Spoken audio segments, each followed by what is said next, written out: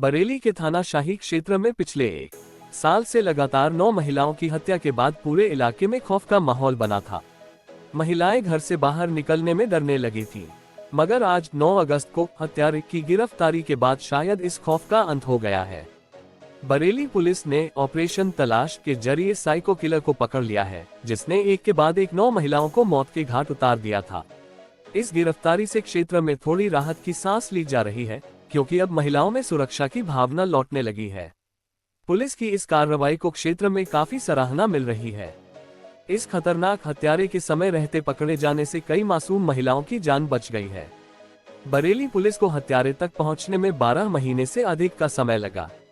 SSP Bareilly अनुराग आर्या ने इस psycho killer को गिरफ्तार करने के लिए 22 टीमों का गठन किया।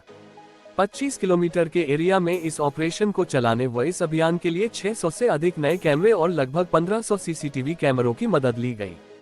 1.5 लाख से अधिक मोबाइल का डाटा निकलकर सर्विलेंस पर लगाया गया। तब कहीं जाकर बरेली पुलिस के हाथ आरोपी तक पहुंचे और साइको किलर को गिरफ्तार करने में सफलता हासिल की है। अब जानिए पूरा मामला। बता दें कि शाही एवं शीशगढ़ थाना क्षेत्र के अंतर्गत बीते 1 साल में निरंतर रूप से एकांत निर्जन स्थान पर जंगल में अधेड़ उम्र की महिलाओं की गला घोंटकर हत्याएं की गईं। इन घटनाओं के संबंध में थाना शाही और थाना शीशगढ़ पर हत्या के मामले दर्ज किए गए। इन सभी मामलों में हत्या गला घोंटकर की गई थी, मगर किसी भी मामले में लूट या रेप जैसी घटना नहीं हुई थी। पुलिस परेशान थी, कोई क्लू हाथ नहीं लग रहा था। तभी वरिष्ठ पुलिस अधीक्षक के कैंप कार्यालय पर एक वॉर रूम की स्थापना कर इस अभियान को ऑपरेशन तलाश का नाम दिया गया।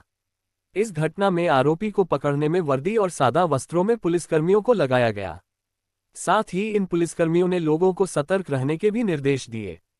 घटना के तरीके और मोटो न मिलने से धीरे धीरे पुलिस को यकीन हो गया कि इसके पीछे कोई साइको किलर है, जिसको समझने के लिए एक टीम को महाराष्ट्र भेजा गया, क्योंकि वहां पर इस प्रकार की घटनाओं का अनावरण पुलिस ने किया था। लगभग 1.5 लाख मोबाइल नंबरों का डाटा लेकर सर्विलांस टीम द्वारा उनका घटना के संबंध में परीक्षण किया गया।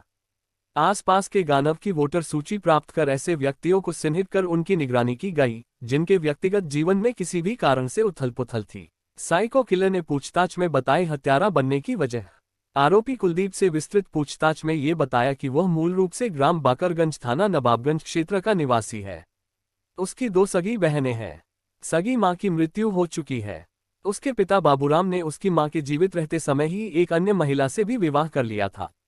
आरोपी का पिता बाबूराम अक्सर अपनी पहली पत्नी के साथ उसकी दूसरी पत्नी के कहने पर मारपीट करता था। इन सब कारणों से आरोपी के मन में उसकी सौतेली मां के प्रति विद्वेष का भाव रहता था। इसलिए वह अपनी सौतेली मां की उम्र की 45 से 50 साल की महिलाओं को अपना शिकार बनाने लगा। आरोपी ने पुलिस को पूछताछ में बताया कि उसकी शादी साल 2014 में हुई थी। वह अपनी पत्नी के साथ भी सामान्य व्यवहार नहीं करता था। इस कारण विरोध करने पर वह अपनी पत्नी के साथ भी मारपीट करता था।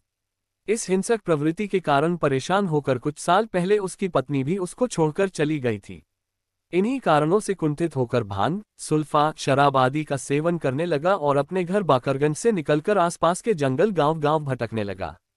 पुलिस के अनुसार आरोपी द्वारा उपरोक्त समस्त घटनाएं उसके दिमाग में महिलाओं के प्रति विद्यमान कुंठा, विद्वेष और बदले की भावना का परिणाम है।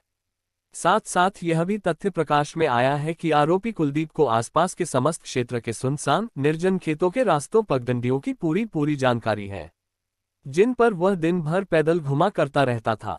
केवल निर्जन स्थान पर अकेली महिला को देखकर ही उस पर हमला करता था।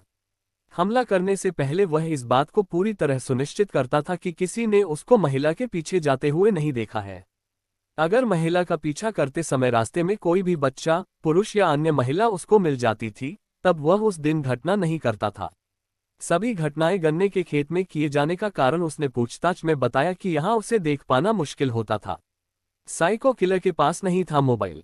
पुलिस ने बताया कि कुलदीप कभी भी मोबाइल फोन का इस्तेमाल नहीं करता था और न ही आने जाने के लिए किसी वाहन या साधन का प्रयोग करता था।